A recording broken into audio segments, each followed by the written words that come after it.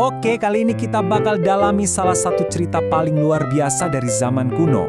Kisahnya tentang Daniel, seorang pria yang imannya begitu kuat, sampai-sampai ia harus berhadapan langsung dengan kekuasaan tertinggi di negerinya.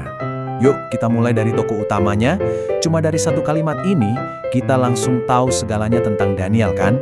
Dia rendah hati, dia tahu dari mana kekuatannya berasal. Dan justru, kebiasaannya inilah yang nantinya bakal mengancam nyawanya. Alur cerita ini akan kita ikuti lewat 5 babak penting, mulai dari posisi Daniel yang sangat dihormati, lalu masuk ke sebuah rencana jahat yang licik, dan kita akhiri dengan sebuah mujizat yang luar biasa.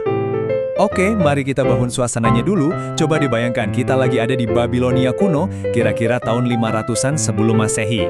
Rajanya bernama Darius, kerajaannya luas banget, dan orang kepercayaannya, penasihat terbaiknya, adalah Daniel.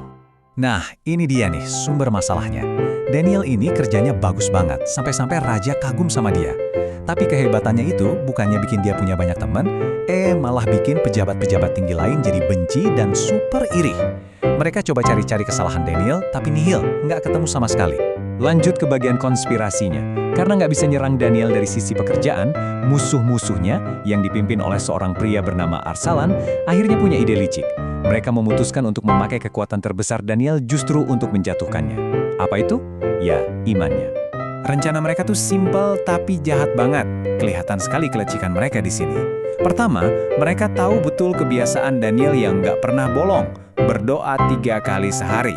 Kedua, mereka menghasut Raja Darius buat bikin aturan baru yang nggak bisa dibatalkan. Dan terakhir, tinggal tunggu Daniel berdoa seperti biasa, lalu, tangkap dia dengan tuduhan pengkhianatan. Jadi, para komplotan ini membujuk raja untuk menandatangani dekret yang seolah-olah bikin raja merasa hebat dan dipuja. Padahal, tujuan mereka cuma satu, menyingkirkan Daniel selamanya. Jadi, sampai di sini situasinya udah genting banget. Jebakannya udah siap, aturannya udah tersebar ke seluruh negeri dan semua orang, termasuk Daniel sendiri, tahu persis apa hukumannya kalau melanggar. Nah, ini dia pertanyaan utamanya. Apa yang bakal Daniel lakukan? Apa dia akan berdoa diam-diam di dalam hati? Atau mungkin berhenti berdoa sebentar?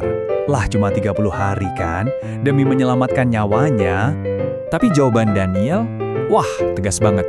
Dia sama sekali menolak membiarkan ancaman kematian mengubah siapa dirinya, atau mengubah apa yang jadi pegangan hidupnya selama ini.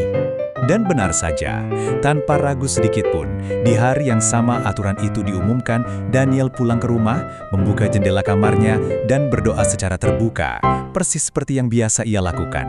Dia lebih memilih setia daripada takut, dan tentu saja pilihan itu langsung membuatnya ditangkap.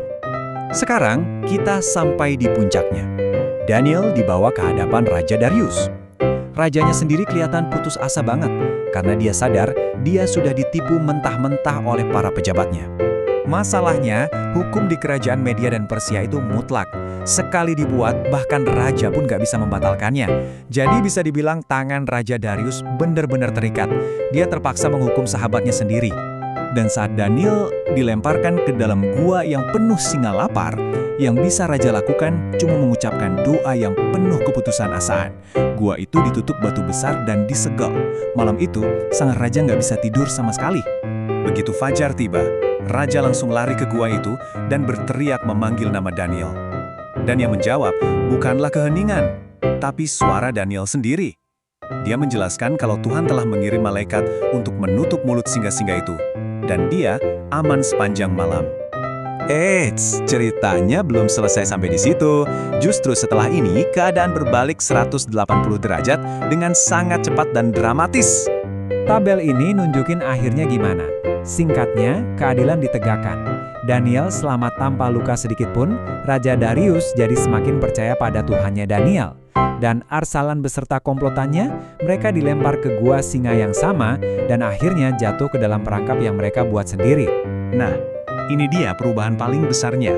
Raja Darius yang udah lihat sendiri mujizatnya langsung bikin dekret baru. Bukan lagi dekret yang sombong, tapi dekret yang menunjukkan rasa hormatnya yang tulus pada kekuatan Tuhan yang telah menyelamatkan Daniel.